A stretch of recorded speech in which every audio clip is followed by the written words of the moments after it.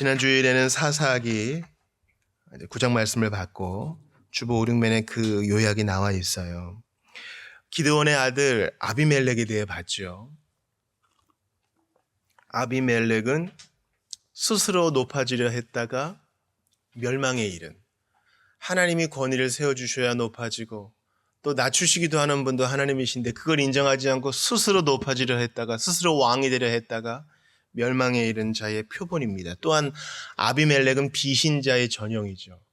왜 그렇습니까? 세겜 사람들처럼 불로 사람들을 징벌하려다가 맷돌 위쪽 돌 맞아서 머리가 깨져 죽을 뻔한 상황에서도, 이제 죽으려고 하는 상황에서도 끝까지 회개를 하지 않았습니다. 어떨 때 보면요, 예수를 믿지 않는다는 것은 상당히 비합리적인 일처럼 보여요. 왜냐하면 생각해 보세요. 유한한 것은 한계가 있거든요. 반드시 그 시작을 유한한 것으로 우리가 어림잡을 수 없습니다. 유한한 것을 시작하기 위한 무언가가 있어야 돼요. 그런데 비신자는 거기까지 생각을 멈춥니다. 그 모든 것을 있게 하신 하나님을 인정치 않는 것이죠. 이건 그렇게 지적으로 올바른 것이 아닙니다. 그래, 탁월한 누구처럼 그럴 수 있겠다 정도도 가지 않아요. 아비멜렉도 마찬가지입니다. 내가 이런 일을 당한 것은 내가 하나님 앞에 득죄했기 때문이구나. 주여 나를 용서하소서. 이 한마디를 하지 못해요. 그러므로 우리가 방금 기도하고 찬양한 것처럼 눈을 열어주시고 하나님께서, 성령께서 귀를 열어주셔야 회개하고 믿을 수 있습니다. 아비멜렉은 그 기회를 버렸습니다. 마지막으로 진정한 아비멜렉은 예수님이십니다. 내 아버지는 왕이시다. 그러나 예수님은 아비멜렉과 다른 방법으로, 즉 스스로 높아지는 방법이 아니라 스스로 십자가를 짓고 죽는 방법으로 왕이 되셨습니다. 그리고 우리에게도 말씀하십니다. 네가 아비멜렉이다. 내 아버지가 크시니 내가 왕이니 너도 나의 길을 따르라. 아비멜렉과 다른 길, 반대의 길, 낮아지는 길을 따르라. 오늘 예수님 그렇게 말씀하십니다. 신약의 강해 고린도후서 11장을 보면서 오늘 여러분과 부득불 악한 것을 자랑이라는 제목으로 말씀을 잠깐 나누기를 바랍니다. 고린도후서 11장을 처음부터 끝까지 봤는데 여러분 어떤 생각이 좀 드세요? 고린도후서 11장을 좀 보신 적이 있는 분이 있을 수도 있겠고, 또 평생 신앙생활 하시면서 이 본문을 좀 어색하신 분도 있을 것입니다. 익숙하신 분도 물론 있겠죠. 요약을 하면 이렇습니다. 바울이 지금 고린도 교회에, 그러니까 현재의 그리스 남부지방에 있는 고린도 교회에, 큰 도시죠. 그 남부지방의 아가야의 주도인 고린도에 있는 교회 성도들에게 편지를 쓰는 것입니다. 근데 문제는 그 편지의 성격이 고린도후서의 그 키워드, 자기의 권위를 변호하는 데 있어요. 그러니까 그 편지를 통해 나는 진짜 사도야. 나 진짜 복음을 전하고 있어. 너희들의 오해는 가짜야. 왜 이렇게 합니까? 잘 들으셔야 돼요. 여기 보니까 크다 하는 사도의 이름을 명목상 앞세운 거짓 선생이 있었기 때문입니다. 자, 오늘 본문 그 13절 보세요. 바로 그 위에 12절 보면은 기회를 찾는 자들이 그 자랑하는 일로 우리와 같이 인정받으려는 그 기회를 끊으려 함이라. 그 기회를 찾는 자들이라는 거짓 선생들이 있었어요. 13절 같이 읽어봐요. 시작. 그런 사람들은 거짓 사도요 속이는 일꾼이니 자기를 그리스도의 사도로 추천수도 있다 하고 사도들의 이름을 들먹이는데 사실은 오늘 사전에 나온 것처럼 다른 예수, 다른 복음, 다른 영을 전하는 자들이었어요. 그러니까 여러분, 교회의 가장 큰 대적은요, 뭘까요? 한번 생각해 보세요. 교회를 가장 크게 대적하는 자는 누구일까? 가장 교회를 어지럽게 하는 것은 무엇일까? 돈이 없어 월세를 못 내는 걸까요? 아니면 예배당이 없어 새빵살이를 전전하는 걸까요? 성도가 없는 걸까요? 밥이 맛이 없고 또한 예배 환경이 좀 누추한 것일까요? 교회 성도 안에 유력한 자가 없는 것일까요? 부서 활동이 활발하지 않은 것일까요? 교회를 어지럽히는 가장 큰 대적은 바로 말씀이 곡해되는 거예요. 4절에 보면 밑줄 치세요. 다른 예수, 다른 영, 다른 복음, 이건 다 메시지를 어그러뜨리는 거죠. 그 주보 한번 보시겠어요? 주보 암송선구 교회 소식 2번에 암송선구 있는데 같이 읽어볼게요. 뱀이 사단이 뱀의 모습으로 하와를 유혹할 때 이렇게 했어요. 같이 읽어요. 시작. 뱀이 그 간계로 하와를 미혹한 것 같이 너희 마음이 그리스도를 향하는 진실함과 깨끗함에서 떠나 부패할까 두려워하느라. 에덴 동산에서 아담과 하와를 타락시킬 때 뱀은 지금처럼 징그러운 모습이 아니었어요. 저주받은 모습이 아니었습니다. 배로 기어다니고 흙을 먹고 그런 천시받는 혐오스러운 모습이 아니었어요. 그러니까 하와랑 대화를 했겠죠. 문제는 그 대화에 있어요. 그 대화에서 하나님 말씀을 인정하는 척하면서 약을 타는 거예요. 가짜를 타는 거예요. 하나님이 이거 다 먹지 말라 그랬어? 이렇게. 이러면 이제 피의식이 딱 들어오는 거죠. 아니야, 먹을 수는 있는데 이렇게 가는 거예요. 그러니까 에덴 동산이 교회의 축소판인데 교회를 어지럽히는 가장 큰 대적은 바로 하나님 말씀이 혼탁하게 되는 거예요. 그런데 이 거짓 선지자, 예루살렘으로부터 와서 추천서를 가지고 왔다 하는 고린도 교회 성도 가운데 있었던 이 거짓 선생들은요, 고린도 교회에 바울이 없어서 영향력을 행사하고 있었어요. 자, 2000년 전에 초대교회 예배 형태를 한번 생각해 봐요. 이거 한 반틈만한 누군가의 집에서 모였겠죠. 그래서 아침에는, 새벽에는, 그때는 공휴일이 아니었으니까, 새벽에는 말씀 듣고 일 다 끝나고 해 진 후에는 또 성찬 받으러 모이고 이렇게 했을 거예요. 근데 그때는 신학교도 없고 설교자도 없으니까 어떻게 했어요? 주님을 기다리는 거예요. 신약 성경이 없으니까 그때는 하나님께서 성령의 역사로 교회에 메시지를 주셨거든요. 이렇게 기다립니다. 고린도전서에 나와 있죠. 이따가 한 사람이 성령의 감동을 받아 일어나요. 지금 주님께서 이런 마음을 주셨습니다. 모두가 다 우리에게 근신하라 하십니다. 그러면 또 아멘하고, 또 누구는 또 일어나서 방언하고, 못 알아들으면 또 앉다가, 또 누구는 일어나서 통역하고, 그렇게 주의 말씀을 받고 아멘으로 화답했어요. 근데 예루살렘에서 온 거짓 선지자들은 아주 막강한 권위로 가르침을 행사한 거죠. 2000년 전에 로마 식민지 시대에는요, 이러한 유랑 교사들을 대우하는 것이 유행이었습니다. 당시 TV도 없어요. 그들에게 유일한 유희거리는 듣기 좋은 얘기를 듣는 연사들이 최고의 인기였어요. 근데 복음을 전하는 자들이었으니까 이런 자들이 고린도 교회 안에서 메시지를 독점하면서 고린도 교인들에게 재산 계속 후원을 받는 거예요. 그러면서 바울을 이간질하는 겁니다. 너희에게 복음을 전하고 이 교회를 세운 바울이라는 사람이 있지, 외양도 별로일 뿐만 아니라 너희들에게 후원도 거절했잖아. 너희를 안 사랑하는 거야. 여러분 11절 같이 읽어봐요. 오늘 보면 11절 같이 크게 시작. 어떠한 까닭이냐 내가 너희를 사랑하지 아니함이냐 하나님이 아시느니라.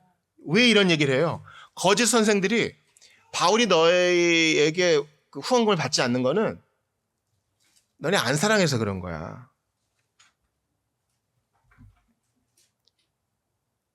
사실 바울은 이제 다음 장에도 나오지만 그들에게 폐를 끼치지 않기 위해서, 아직 어린 교회에게 짐을 지우지 않기 위해서 그들을 배려한 건데, 거짓 선생들은 바울의 권위, 사도가 아니야 이렇게 막 공격할 뿐만 아니라 어떻게든 하나님의 사람을 내리찍어 누르려고 하고 있는 거예요. 거짓 말을 통해서. 그래서 여러분 오늘 본문을 보면서 좀 이상하다 하는 부분이 있을 거예요. 이 탈취라는 말이 나오거든요. 왜 이러한 탈취라는 말을 썼을까? 8절 같이 읽어봐요. 시작.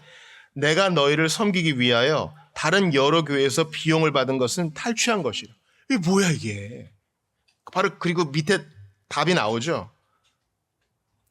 너희는 지금 막 시작한 교회이기 때문에 너희에게 짐을 지우지 않기 위해서 내가 먼저 개척한 마게도냐 교회에서 형제들이 와서 보충해 줬어. 마게도냐, 빌립보 교회, 데살로니가 교회, 베레아 사람들이 있는데 거기 사람들이 열린 마음으로 바울이 선교 사역하니까 후원을 해줬어요.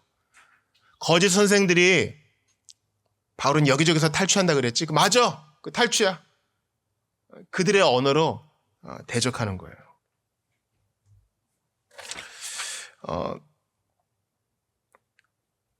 오늘 보면 주보 1면 한번 보세요. 주보 1면. 영어로도 나오고 우리말도 나왔는데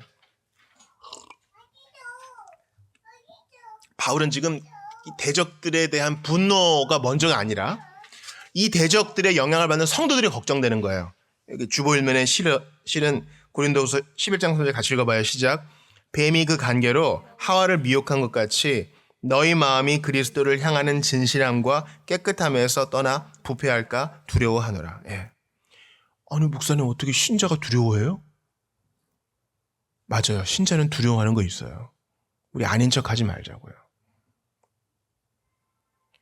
나의 일신상의 문제를 두려워하는 게 아니라 교회를 향한 걱정이에요. 저 형제를 향한 안타까움이에요.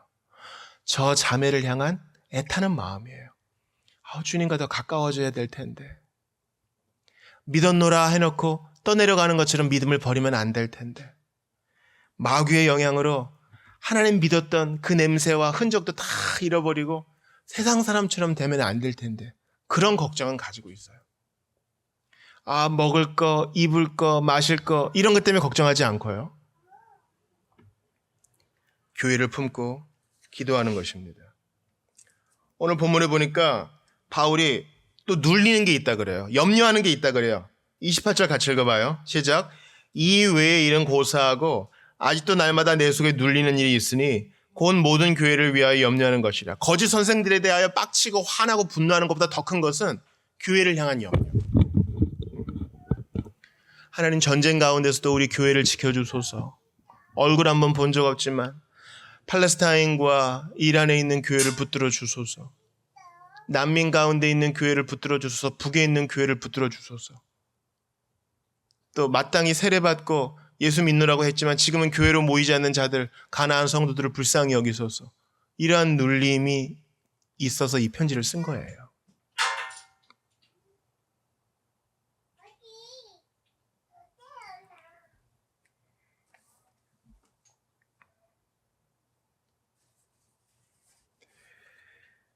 오늘 본문에 보면은 바울이 개인적 이야기를 대단히 많이 합니다. 자, 내가 얼마나 수고를 많이 했는 줄 아니? 내가 얼마나 고생을 많이 했는 줄 아니? 하면서 이제 고생 목록을 11장, 12장에 걸쳐서 얘기하죠. 2000년 전에 하나님의 사람, 성도의 표본이라고 할 수 있는 바울이 겪었던 그 고생을 한번 우리 봅시다. 먼저 23절부터 봐요. 내가 정신없는 말을 한다. 정신없는 말이란 말은요. 내가 굳이 이럴 필요는 없는데 대적들이 항상 자기 자랑을 하면서 나를 내리누르니 나도 한번 자랑의 형식으로 한번 대항해 보겠다. 난 평소에 이런 거 잘 안 하는 사람인데 부득불 하는 거야. 그러므로 정신없는 말이라고 하는 것입니다. 바로 그 윗절의 17절도 보세요. 내가 말하는 것은 이 밑줄 치세요. 주를 따라 하는 말이 아니요 오직 어리석은 자와 같이 기탄 없이 자랑하노라. 이게 바로 23절과 연관된 것입니다. 주를 따라 하는 말이 아니라고? 그러면 성경 아니야? 이거 바울이 고린도 교회에 때 결혼에 대해서도 얘기하죠. 이것은 주의 말이 아니라 이렇게 하잖아요. 이 말은요. 예수님이 이렇게 자랑하는 방식을 취하지 않으셨다는 거예요. 내가 알고 있는 복음서에서 예수님은 나처럼 자랑하지는 않으셨지만 이것은 성령의 감동을 받아 내가 대적들을 패퇴시키고 너희들을 세우기 위해서 내가 이 자랑의 형식을 취한다 하면서 이 얘기를 하는 것입니다. 자, 고생의 목록을 계속 봐요. 23절. 내가 수고를 넘치도록 하고 옥에 갇히기도 더 많이 하고. 여러분 옥은 뭡니까? 옥은 감옥이죠. 감옥에 갇혀 보셨어요? 경찰서 안에도 여러분 유치장이 있습니다. 아셔요? 그런 감옥에 갇혀 보셨습니까? 자유를 박탈당해 보셨습니까? 우리 폰만, 전화기만 누가 뺏어가도 불안하잖아요. 근데 복음 때문에 감옥에 갇혔대요. 너 매도 수없이 맞고 여러 번 죽을 뻔했다. 어릴 때 부모님께, 선생님께 매 맞는 거 말고요. 진짜 때리는 거예요. 그래서 죽을 정도로 매를 맞아 보셨습니까? 야, 이렇게 맞다가 내가 죽을 수도 있겠다. 그런 공포를 경험해 보셨나요? 한번 이것을 우리가 글자가 아니라 그림을 그려가며 상상해 보자고요. 바울이 자랑의 형식을 통해서 자기를 공격하고 고린도 교회를 뒤흔드는 자들을 지금 대적하는 겁니다. 24절도 보세요. 유대인들에게 40에 하나 감한매를 5번 맞았으며 39대죠. 왜냐면 40대는 너무 과한 거예요. 그래서 인권을 존중해 주자. 하지만 39대도 너무 아픈 겁니다.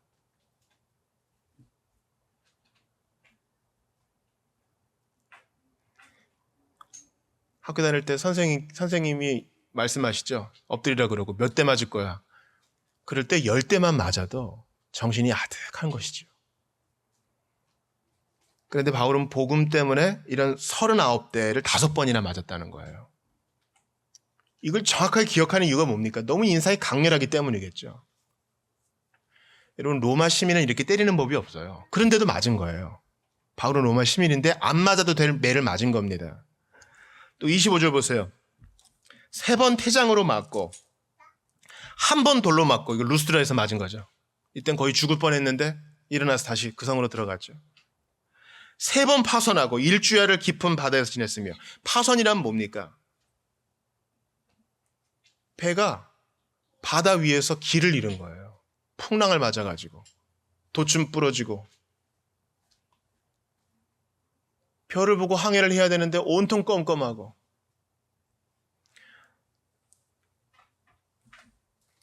어떤 호주의 여행가가 무동력 요트로 세계 일주를 하다가 아프리카 남단에서 무풍지대가 있답니다. 나아가야 되는데 나가지가 않고 계속 햇빛 아래만 있는 거예요. 엉엉 울면서 전화하는 소리가 들리더군요. 그런데 그거는 이제 근래의 일이죠. 근데 바울은 2000년 전에 수많은 해상사고 중에 하나를 겪는 것입니다. 일주일 동안 깊은 바다에서 지냈대요. 깊은 바다란 말은요, 어두웠던 바다예요. 그냥 막 구름이 가득 차고 사람이 햇빛을 며칠만 못 받아도 우울해지는데 살수망이 끊어지는 거죠. 지금 사도행전의 그 유리굴라 말하는 게 아니에요. 이미 그전에도 3번이나 이런 죽을 고비를 겪은 것입니다. 근데 이걸 자랑하지 않아요. 이것 때문에 나 죽을 뻔했다 이렇게 얘기하지 않고 교회를 향한 근심이 더 크다 얘기해요. 25절도 보세요. 여러 번 여행하면서 강의 위험, 강을 건너다가 죽을 뻔했던 거죠. 물량이 많을 때 강을 건너는 것은요, 생명을 거는 것입니다.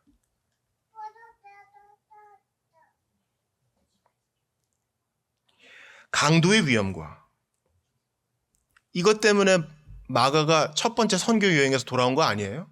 아, 못 해먹겠다. 그러니까 이제 우리 에스라도 그렇고 느헤미야도 그렇고 강도를 경험하지 않고 귀환한 것에 대해서 하나님의 손이 지켜줬다 그러잖아요. 강도의 위험을 얼마나 많이 겪었겠어요. 또 얼마나 무서웠겠어요. 또 동족의 위험과, 동족은 뭐예요?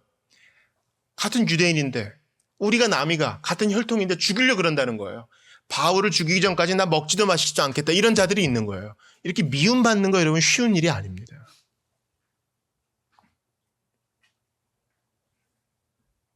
이방인의 위험과 시내의 위험과 광야의 위험과 바다의 위험과 거짓 형제 중에 위험을 당하고, 27절 보세요. 수고하고 애쓰고 여러 번 자지 못하고 줄이며 목마르고 여러 번 굶고 춥고 헐벗었노라. 잠을 못 잔다는 거. 왜 못 잤을까요? 걱정해서 못 잤을 수도 있고, 매를 맞아서 못 잘 수도 있겠고, 배가 고파 못 잘 수도 있겠고, 너무 추워서 못 잘 수도 있겠고, 일주일 동안 깊은 바다에 있을 때는 뭐 잘 수 있겠어요? 내가 언제 죽을지 모르는데요. 지금 바울은 이런 방법을 통해서 자신의 진실함과 사도됨을 증명하는 것입니다. 왜요? 교회를 향해서 염려하니까. 제가 첫 번째로 여러분과 나누고 싶은 것은 왜 이러한 방법을 쓰느냐. 바로 교회 안에 거짓 선생이 들어오는 것이 그만큼 나쁘고 위험하고 암적인 존재인 것처럼 우리에게 해악을 끼치기 때문입니다. 자, 오늘 본문에 4절 다시 한번 봐요. 4절 다시 한번 봐요. 4절 같이 읽어봐요. 시작. 만일 누가 가서 우리가 전파하지 아니한 다른 예수를 전파하거나 혹은 너희가 받지 아니한 다른 영을 받게 하거나 혹은 너희가 받지 아니한 다른 복음을 받게 할 때에는 너희가 잘 용납하는구나. 지금 고린도 교회 때문에 걱정하는 거예요. 아니 거짓을 전하는데 넙죽넙죽 받아먹는 거예요. 걱정되는 거죠. 내 아이가 여러분, 내 아이가 내가 조리하고 내가 건강하게 만든 밥을 먹고 반찬을 먹어야 되는데 엉뚱한 아저씨, 엉뚱한 아줌마 따라가가지고 조미료 잔뜩 치고 지나치게 맵고 짜고 단 거 주는 거 넙죽넙죽 받아먹으면 부모 마음이 어떻겠어요? 아유 저러다 이다 썩고 저러다가 속 다 버리고 저러다 키도 안 클 텐데. 바울은 그런 마음으로 걱정하는 것입니다. 그래서 자기가 고생한 얘기도 하고 개인적인 얘기도 해가면서 진실한 게 바로 여기 있어. 돌아와 하는 것입니다. 마귀는요. 똑똑한 척하지만 그 방법을 하나도 바꾸지 않았습니다. 에덴에서 그랬던 것처럼 지금도 여전히 메시지를 혼탁해 함으로 교회를 뒤흔듭니다. 그러면 여러분께 권합니다. 여러분 한 주간 하나님의 말씀을 어떻게 받으셨어요? 이게 중요해요. 우리 선배들은요. 오늘 아침 주님이 주신 말씀 뭐예요? 이렇게 물어보는 방식으로 영적 건강을 체크했습니다. 신선하고 건강한 말씀이 항상 마음에 심겨져 있는가? 그걸 확인하셨어요. 뭐 다 그런 거 아니겠어요? 이런 반응은 용납되지 않았습니다. 하나님 말씀은 늘 신선합니다. 화로처럼 신선해요. 살아있습니다. 맑아요. 청명합니다. 기운을 줍니다. 옳고 우리를 구원합니다. 그런데 마귀는요, 그 말씀을 빼앗아가요. 빼앗아간다고요. 좋은 씨앗을 뿌려도 새가 쪼아먹는 것이죠. 그러므로 말씀이 빼앗기지 않도록 조심하십시오. 그냥 뭐 예수님 좋은 분이지. 아니요. 그 정도로 끝나면 안 돼요. 시편 119편 이번 주 매체인 성경 읽기거든요. 내가 범죄하지 아니하려 하나님 말씀을 늘 내 입에 두었습니다. 잘 들으세요. 묵상하다는 말은요. 묵상하다는 말은 자꾸 생각하다는 걸 넘어서서 이걸 작은 소리로 계속 읊조리는 거예요. 작은 소리로 계속 내 입에 있게 하는 거예요. 여러분의 하나님을 관념으로 두지 마세요. 항상 살아있고 우리에게 능력과 구원을 주는 말씀을 여러분의 입에 두세요. 입에. 홀로 있을 때에든 바쁠 때에도 작게 할 수 있어요. 나는 참 포도나무요. 너희는 가지니. 주님 그렇습니다. 나를 떠나서는 너희가 아무것도 할 수 없습니다. 주님 도와주세요. 계속 기도하며 나아가는 거예요. 그게 거짓 선생, 마귀의 관계를 물리치는 방법입니다. 두 번째, 바울이 지금 이 일을 하는 이유는 그들의 영적 아버지이자 그들의 동료이자 같은 형제이기 때문입니다. 오늘 본문의 2절을 같이 읽어보겠습니다. 시작. 내가 하나님의 열심으로 너희를 위하여 열심을 내노니 내가 너희를 정결한 처녀로 한 남편인 그리스도께 드리려고 중매함이로다. 저는 예전에 이거를 중매쟁이라는 설교 제목으로 많이 들었어요. 중매쟁이 아니에요, 여러분. 중매쟁이 아니라고요. 구약성경 지금 찾아보지 않겠지만 구약성경에서 부모의 책임이 뭐예요? 당시 가부장적 체제 하에서 내가 결혼시키고자 하는 나의 딸의 처녀성을 보장해주고 그것을 증거로 제시하는 사람이 바로 부모였어요. 히브리인들의 결혼은 우리와 달라요. 먼저 가족끼리, 가문끼리 결혼을 약조해요. 약혼이죠. 그럼 이제 결혼이 된 거예요. 하지만 때가 되어서 결혼식을 하고 잔치를 하는 것은 달라요. 약혼을 먼저 하면 이미 부부예요. 요셉과 마리아가 이미 그랬던 것처럼. 요셉과 마리아는 잔치 안 하고 결혼식 안 하고 이미 부부였잖아요. 히브리식 방법인 거예요. 그리고 때가 되면 신랑과 신부가 합방하면서 며칠 동안 가나 홀인 잔치처럼 잔치를 벌이잖아요. 그러니까 우리가 회심한 것은 이미 주님과 약혼한 거예요. 이미 결혼한 거예요. 그리스도는 교회의 신랑이시고 우리는 주님의 신부예요. 이미 혼인 관계가 된 거예요. 예수님이 우리를 향해서 이는 내 뼈 중에 뼈요 내 살 중에 살이다 우리에게 이미 말씀하시는 거예요. 그리고 마지막 날 재림의 날은 어린 양의 혼인잔치가 벌어지는 날이에요. 그때는 이제 축제예요. 그때까지 자 약혼의 상태에서 결혼식과 잔치의 때까지 우리를 보존하시는 것이 예수님의 일이세요. 다시 한번 3절의 근거를 보면 우리를 정결한 신부로 주님 앞에 드릴 때까지 마지막 날까지 우리를 보존하시고 깨끗하게 하시는 게 예수님의 일이라고요. 그러니까 잘 들어보세요. 예수 믿었으니 됐네. 끝이 아니에요. 끝이 아니라고요. 마지막 날에 우리를 정결한 처녀로 드리기 위해서 예수님은 계속 일하세요. 계속 우리를 정결케 하신다고요. 우리를 정결케 하시려고 우리에게 회개의 마음을 주세요. 우리를 정결케 하시려고 우리에게 믿음을 선물로 주세요. 아, 이러면 안 되지. 그러니까 기억하세요. 난 믿었으니 됐어요. 이런 얘기 하지도 마세요. 믿은 건 단지 시작한 거예요. 정결한 처녀로 마지막 혼인잔치에 갈 때까지 우리는 계속 깨끗한 길을 가야 돼요.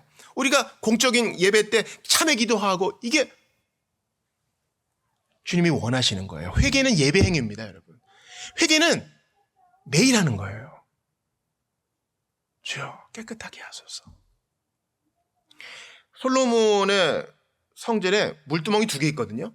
회개와 믿음이에요. 회개와 믿음은 동전의 양면입니다. 새가 2 날개 없이는 못 나는 것처럼 신자는 회개와 믿음 없이는 아무것도 아닌 거예요. 한 번 믿고 끝이 아니라 계속 믿는 것이요. 한 번 회개하고 끝나는 것이 아니라 계속 회개하는 거예요. 그렇게 정결하게 되는 거예요. 그래서 바울은요, 중매쟁이 한번 만나봐. 좋은 사람이야. 그리고 잘 되면 옷 한 벌 사줘. 이런 중매쟁이가 아니에요. 아버지로서, 부모로서 그걸 하는 거예요. 부모는 약혼을 했죠. 그러면 결혼 잔치 때까지 나의 아이를 깨끗하고 정결한 아이로 계속 키워내고 신랑과 합방할 때까지 계속 지켜주는 게 부모의 의무였어요. 그 구약 성경의 배경에 따라 이 중매라는 얘기를 하는 거예요. 바울은 지금 고린도 교회의 영적 아비로서 이 이야기를 하는 겁니다. 내가 하나님의 열심으로, 이 열심은 질투예요. 질투. 하나님의 열심으로 너희를 위하여 열심을 내노니, 그러니까 이제 마귀 소리 듣고 뱀의 관계에 빠지면은 하나님이 질투하시죠. 하나님은 독점적 사랑을 받기를 원하시는데, 여러분 우리가 누구에게 사랑 고백했는데 좋아요 해놓고서 내일은 다른 사람 만나고 모레는 다른 사람 만나고 이러면 기분이 좋겠어요? 그건 있을 수 없는 일이에요. 이 열심은 질투입니다. 내가 너희를 정결한 처녀로 한 남편인 그리스도께 드리려고 중매함이로다. 바울이 이렇게 하는 이유가 바로 이 질투와 열심, 영적 아비된 마음이에요. 이게 바울을 살게 해요. 그 고생을 했는데 계속 살게 해요. 제가 여러분께 권합니다. 여러분 남은 인생을 복되게 살고 싶으세요? 그러면 이러한 중매의 마음으로 나의 형제와 나의 자매를 정결한 처녀로 예수님께 드리기까지 난 계속 봉사하겠습니다. 이런 마음 없이 그냥 국수 말고, 이런 마음 없이 그냥 청소하고, 이런 마음 없이 주부 나눠주고, 이런 마음 없이 전도하고, 이거는 옳은 것이 아닙니다. 만약에 우리가 한 주간을 살아갈 때 내 고생, 내 불편, 내 답답함, 내 처지만 생각한다면 우리는 건강한 그리스도인이 아니에요. 여기서 바울은 참된 성도의 표본입니다. 남을 위해 사는 거, 다른 형제를 위해 사는 거, 다른 자매를 위해 사는 거. 이게 진짜 인생이에요. 목사님, 저는 저희 직장에 딱 잡혀 있어요. 제 생활 아시잖아요. 저는 가정생활하면서 30분을 낼 수도 없어요. 그런 분들이 많은 거 알아요. 알고 있어요. 중요한 것은 마음이에요. 교회를 향해서 염려하고 다른 형제를 위해서 근심하고 그 눌림 속에서 하나님께 계속 나아가는 것. 그게 바로 다른 사람을 살리고 바로 나를 살리는 것입니다. 사랑하는 성도 여러분, 이제 마지막 대지를 나눕니다. 제목 한번 읽어볼까요? 시작. 부득불 약한 것을 자랑. 부득불이라는 것은 뭐예요? 어쩔 수 없이. 어쩔 수 없이. 바울은 지금 전혀 이것 때문에 이제 고린도 후서를 바울이 썼느니 마느니 잘못된 교사들이 논쟁이 많아요. 왜냐면 바울이 자기 얘기를 너무 많이 하거든요. 너무 감정적이거든요. 바울은 논쟁적 사람인데 너무 감정적이에요. 왜 그래요? 부득불 하는 거예요. 잘 들으세요. 왜 그렇게 해요? 왜? 고린도 교회 상황이 지금 너무 안 좋기 때문에. 내가 고린도 교회 가고 싶은데 갈 수 없어. 근데 거짓 선생들은 있어. 그러니까 그렇게 하는 거예요. 여러분께 한번 예를 들어보죠. 여러분 주말에 응급실 가보셨어요? 난리도 아닙니다. 난리도 아니에요. 저도 응급실에 누구를 모시고 갔는데 그럼 어떻게 해요? 뭐 물어보지도 않아요. 교통사고 당하거나 호흡이 안 되거나 어디가 부러지거나 오면은 일단 옷을 그냥 확 찢어버립니다. 죄송합니다. 이런 얘기 없어요. 일단 살려야 되기 때문에.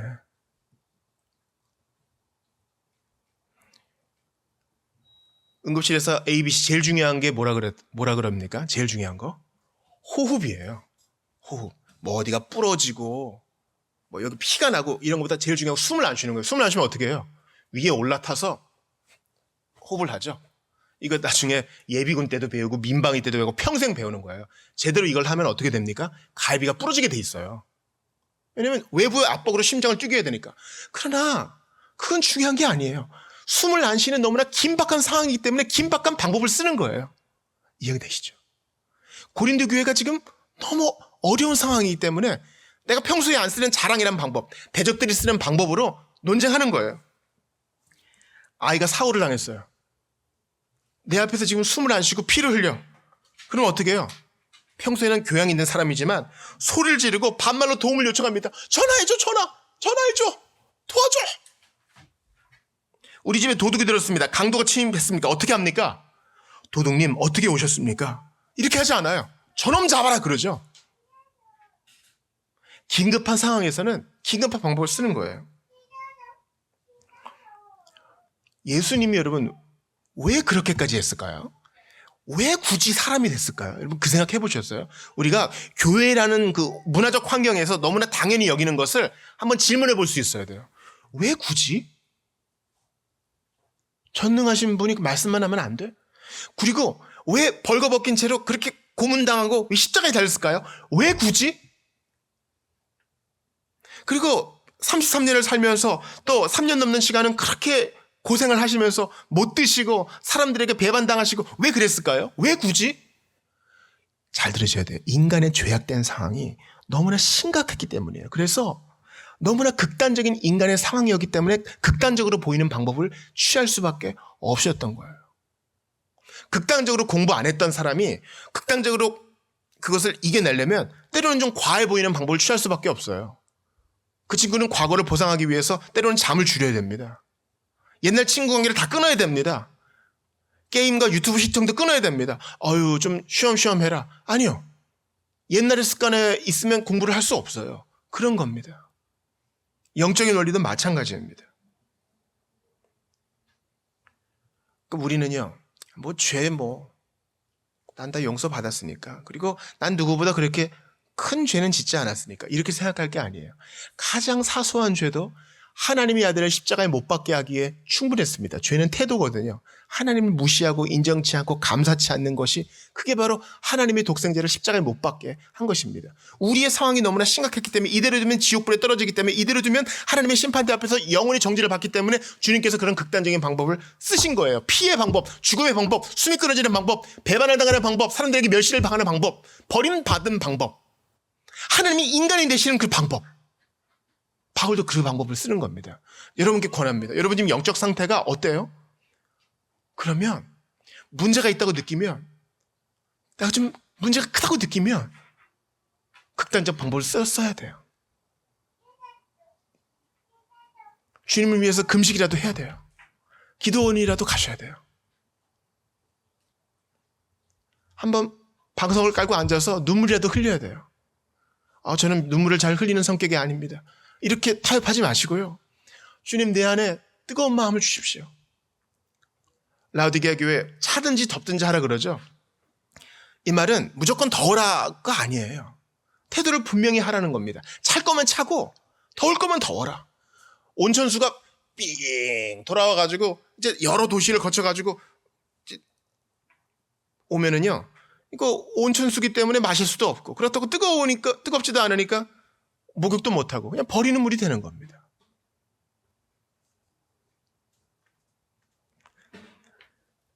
바울은 부득불 약한 것을 자랑합니다. 따라해보세요. 약한 것을 자랑.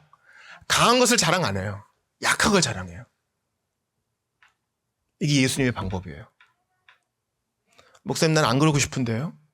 아니요. 이게 우리가 갈 길이에요.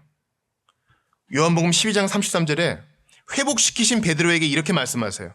이렇게 말씀하시면, 그러니까 베드로가 어떠한 죽음을 죽을 건지 알려주신 다음에 이렇게 말씀하시면 자기가 어떠한 죽음으로 죽을 것을 보이십니다. 그러니까 늙어서는 네 팔을 벌리리니 남의 내게 띠띠우고 원하지 아니한 곳으로 데려가리라 하시면 베드로가 어떠한 죽음으로 하나님께 영광을 돌릴 것을 가르치심이라. 이렇게 안 하면 안 돼요? 아니요. 당신의 구주께서 십자가를 지셨으니 질은 다를지라도 우리도 그러할 것입니다. 그럼에도 예수님과 함께 사는 삶은 영광스러운 거예요. 주님, 저는 더 누추해져도 괜찮습니다. 그러나 더 주님을 알고 싶습니다. 괜찮은 거예요. 바울은 참수당했다 그러죠. 개죽음인가요? 아니요. 아니에요. 부득불 약한 것을 자랑했으나 그리스도를 더 알고 그분이 나를 더 알았기 때문에 괜찮은 거예요. 사도행전에서 바울이 회심할 때 주님이 이렇게 말씀하세요. 이 사람은 내 이름을 이방인과 임금들과 이스라엘 자손들에게 전하기 위해 택한 나의 그릇이라. 그가 내 이름을 위하여 얼마나 고난을 받아야 할 것을 내가 그에게 보이리라. 여러분, 예수 믿는 것 때문에 소극적이든 적극적이든 고난을 받고 계세요? 그럼 잘 가고 있는 거예요. 난 또 부자가 되고 싶고. 아니요. 주님은 뭐 돈을 누구에겐 더 많이 줄 수 있고 조금 줄 수 있지만 똑같이 그리스도의 뒤를 따라오기 때문에 누구나 다 제 몫에 대인 십자가가 있어요. 그거 자랑하세요. 그거 자랑하시라고. 저 건강이 조금 안 좋아요. 근데 이것 때문에 예수님 더 의지하게 됐네요. 이거 자랑합니다. 저는 집안 환경이 조금 안 좋아요. 근데 그것 때문에 더욱 하나님을 아버지로 의지하게 됐어요. 그거 자랑하세요. 저는 많이 못 배웠어요. 괜찮아요. 하나님이 나의 지혜가 되시고 예수님이 나의 지혜가 되시기 때문에 괜찮아요. 나는 돈이 별로 없어요. 괜찮아요. 우리 하나님이 온 우주 최강의 재벌이 되시고 나한테 필요한 것 다 주시기 때문에 나 괜찮아요. 그거 자랑하세요. 강한 거 자랑하면 아비멜렉처럼 되는 거예요. 약한 거 자랑하면 예수님의 뒤를 따르는 거예요. 이게 이기는 길이에요. 바보 같죠? 예수님 바보처럼 오셔서 바보처럼 살다 바보처럼 죽으셨어요. 극단적으로 잘못된 우리를 구원하시기 위해 극단적인 방법으로 죽임 당하셨는데 우리도 그 뒤를 따라갈 수 있기를 주의 이름으로 축원합니다. 예수 그리스도 모르시는 분들께 권합니다. 여러분, 그리스도 없는 삶은요, 고난과 이미 그 지옥 자체예요. 그러나 예수님을 영접하게 되면 영광스러운 길을 가게 됩니다. 뭐 고난이라 그러면서요. 맞아요. 힘들 거예요. 그러나 예수님이 능히 도와주시는 그 모험찬 신비를 경험하게 될 거예요. 늦지 않았습니다. 바로 지금 예수님을 영접하시기를 주의 이름으로 축원합니다. 이 시간 주신 말씀 붙들고 같이 기도할 텐데요. 첫 번째, 나는 얼마나 말씀을 귀히 여기는가? 나는 얼마나 뱀의 관계에 잘 넘어가는가? 돌아보면서 말씀 가까이 할 수 있도록 기도하고요. 또 다른 일을 위해 사는 게 좋다 그랬어요. 어떻게든 마지막 날까지 형제와 자매를 정결한 처녀로 예수님께 올려드리는, 그렇게 남을 위해 사는, 섬기며 사는 내가 되게 해달라고. 또한 극단적인 나의 죄를 위해 정말 극단적으로 오시고 죽임 당하신 예수님을 더욱 사랑할 수 있게 해달라고. 고난길이 있어도 아멘으로 받고 주님께서 능히 함께 해주심을 감사로 반응하는 우리 모두 될 수 있게 해달라고 주신 말씀 붙들고 기도하겠습니다. 하나님께 감사합니다. 아버지, 은혜를 더하소서. 나를 붙들어 주시옵소서. 너무나 부족하고 연약한 것밖에 없습니다. 고난 중에 있음은 잘 가고 있다는 증거니 예수님의 뒤를 따르는 내가 될 수 있도록 도와주십시오. 좀 없으면 어떻고 부족하면 어떻습니까? 주님이 함께 하시니 저는 감사할 것밖에 없습니다. 아버지 하나님 도와주시옵소서. 아버지 은혜를 더해 주시고 아무것도 아닌 나를 살펴주시사 담대히 복음을 전하게 하시고 성도들에게 감동을 주시고 비신자들도 마음을 열어주시사 남은 세월 하나님의 일하심을 보고 즐거워하게 하소서. 지금 잘 안 돼도 괜찮습니다. 하나님이 함께 하시니 그것이 나의 이미 상입니다. 하나님이 상을 받았습니다. 하나님 괜찮습니다. 아버지 도와주옵소서.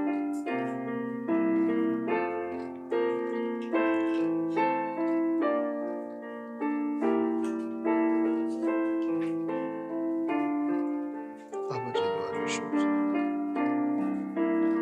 아버지 도와주시옵소서. 은혜를 더해 주시고 함께. 하나님 아버지 감사합니다. 마귀에게 속아 살던 우리에게, 나에게 바른 말씀을 가르쳐 주신 것 감사합니다. 주님이 주시는 기회를 따라 형제와 자매를 중매하며 정결한 처녀로 주님께 내어드리기 위해 돕기로 결단하는 우리 모두가 되기를 바랍니다. 나만을 위한 삶이 아니라 섬기는 삶이 되게 하소서. 주님, 나의 극악무도한 죄를 위해 극악무도한 방법으로 죽임당하신 예수님, 주님 간절히 기도합니다. 약한 것을 자랑하게 하소서. 예수님의 뒤를 따르게 하시옵소서. 강한 것만 내뻑이다가 아비멜렉처럼 되지 않도록 도와주시옵고, 주여 간절히 기도합니다. 지금 고난이 있어도 괜찮습니다. 지금 형편이 내가 원하는 만큼 좋지 않아도 괜찮습니다. 주님이 함께 하시니 다 주의 뜻이 있는 줄 알고 견딜 힘을 주시옵소서. 그리고 마침내 주님과 동행하며 하나님의 뜻을 발견해내며 찬양하는 우리 모두가 될 수 있도록 도와주시옵소서.